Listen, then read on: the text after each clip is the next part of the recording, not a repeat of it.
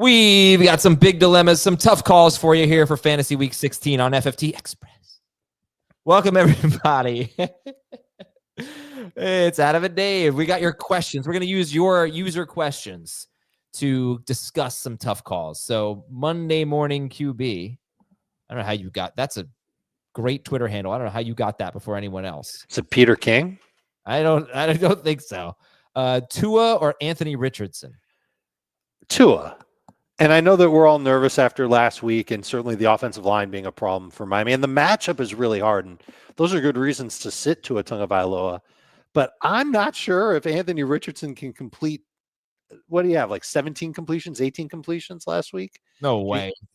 Any? Seriously. And he's not running like crazy. He had the rushing touchdown last week, but man, just such a low floor for him. Compared to Tua, who's going to throw 35 plus times easy, I'd go Tua. 17 is tied for the second most of the season. That's why I was so surprised. Good for him. We do think Tua is a tough call, and we think a lot of quarterbacks are tough calls. Kyle, Jaden Daniels, or Kyler Murray? I'm going with Daniels. It is a tough matchup, but he's been playing great the last couple of weeks. I kind of want to throw out what we saw from him earlier this year against Philadelphia. I think he's got a chance to. He's obviously got upside, and that's sometimes the best reason to start a quarterback. I know. Yeah, he is a tough call, but there are a lot of quarterbacks, good quarterbacks, that have bad matchups this week. He's one of them. Lamar Jackson's one of them. Daniels is one of them. Jared Goff doesn't really necessarily have a bad matchup, but there's some things we don't love about the situation. But gosh, he was horrible against Philadelphia. And he's been bad in some of the tougher matchups. He was bad against the Bears, for example. He got lucky with the Hail Mary. He did. He was also banged up in that game, was he not? Yes, he absolutely was. And maybe that was part of his kind of midseason slump. It just couldn't. I think it is. Yeah. All right, from Russ, non-PPR, Chuba Hubbard or Breece Hall, Quentin Johnston or Jalen McMillan? I really like what I've seen from McMillan over the last couple of weeks, and his matchup will be easier than what Quentin Johnston's dealing with. So McMillan is an easy call there. And Chuba Hubbard's been terrible the last couple of weeks, but he's still going to play a lot for the Panthers. And I would go with him over Breece Hall, who might not be at 100%, might not play 50% of the snaps, needed a touchdown last week to avoid a total meltdown of a game, and didn't get the type of workload that we're normally used to. So I think Hubbard's the safer play there. All right, from T. Michael, PPR, Jawan Jennings, Adam Thielen, or Jamison Williams? I want to defer to my rankings on this one. In full PPR, you said? I did. I think I'm going to have Jawan Jennings at the top of that list and hope for a bounce back game. So Jennings is going to be at the top. Jamison is currently second for me. We can talk about that game that he's going to play at Chicago, outdoors. Everybody's kind of concerned about how that'll go for Detroit. I kind of don't mind Goff just because there's no David Montgomery, and there's certainly the opportunity. Obviously, like Jahmyr Gibbs could have a monster game. He might be the best running back on the board. But Jared Goff might have to actually throw a little bit more in the red zone, inside the 10, and have a decent game. Plus, I mean, you just know what his upside is. So I think Goff will be okay, and Williams can get a piece of that. Thielen is third. Yeah, I got a tough call with Jawan Jennings. I do think he's very difficult this week. But I think if Brock Purdy has a good game, Jawan Jennings is going to have a good game. You know, he got a lot of targets last week. Everything was off. Heath bringing up the fact that Brock Purdy cannot throw in the rain. I didn't know that. That is actually makes me a little more encouraged. But I have Jennings, Garrett Wilson, T. Higgins, and Keenan Allen for 4 spots. And Higgins is the only one that I am definitely starting. So yeah, Jennings is the one that would worry me the most of those 4. I mean, listen, there's one problem with Jawan Jennings this week. If Patrick Ramsey gets lined up against him. Jalen Ramsey? What did I say? Did I say Patrick Ramsey? Yeah. That's hilarious. If Jalen Ramsey's lined up against him, that's trouble because I don't think he can outmaneuver Jalen Ramsey. I don't know. I haven't really been too impressed with Jalen Ramsey this year, but no, he's been hot and cold, but I think he struggles with faster receivers. That's not Jennings. Yeah, my concern with Keenan Allen, because I really want to start Keenan Allen, is that Caleb Williams has played very poorly each of the last 2 weeks. You know, there was a little bit masked by the garbage time stuff against the Niners, but he stunk in that game, and he was horrible on Monday. I mean, ESPN had a moment where they showed him just like they put a circle around Rome Odunze being wide open, and just consecutive plays basically where Caleb Williams just didn't throw to wide Sure. open guys. He's just not seeing the field right now. No, he's definitely frenetic and jumpy in the pocket, and that's been a problem pretty much all year. All right. And Alan wants to know Michael Penix or Geno Smith in Superflex. I think if Geno's playing, I think you've got to start him. And it looks like he's got a shot to play.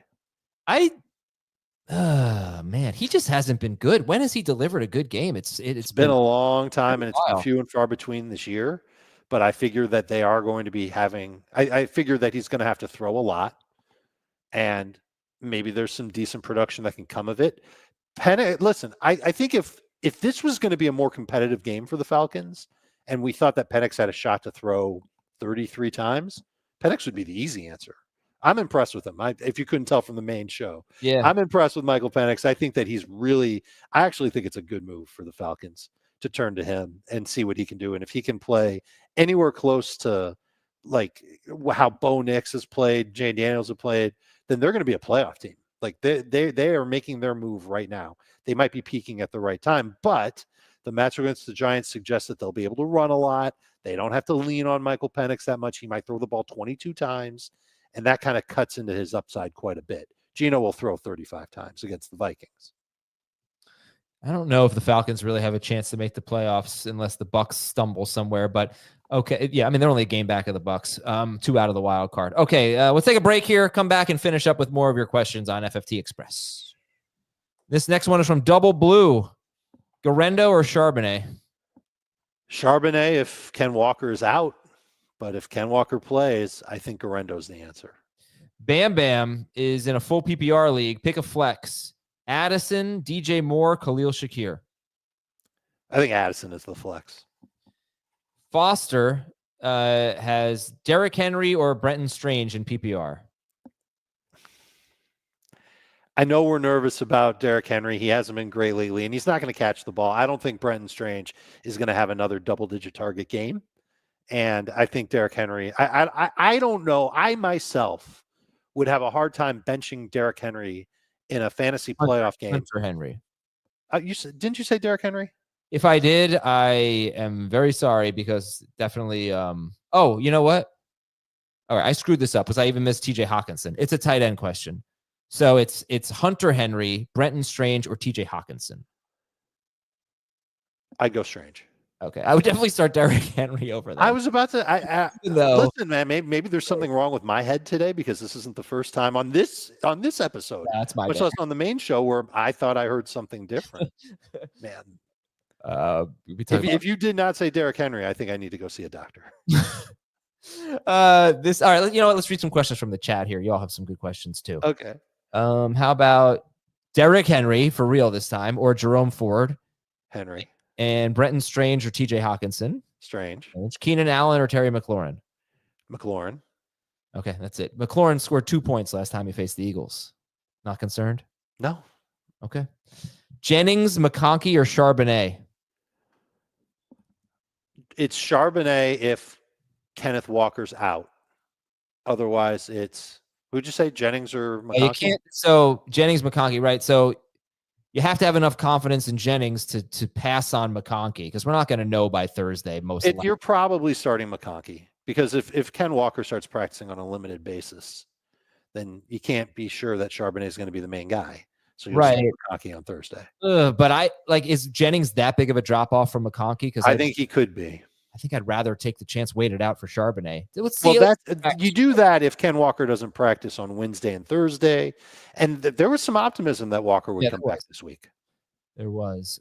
Should I trust Cooper Kupp this week or play Jacoby Myers or Brian Thomas Jr. instead? Thomas Jr. for sure over Cooper Kupp. It's going to be a close call for me between Jacoby Myers and Cooper Kupp. I might go Myers. We've got Stafford or Goff, 6 point per passing touchdown.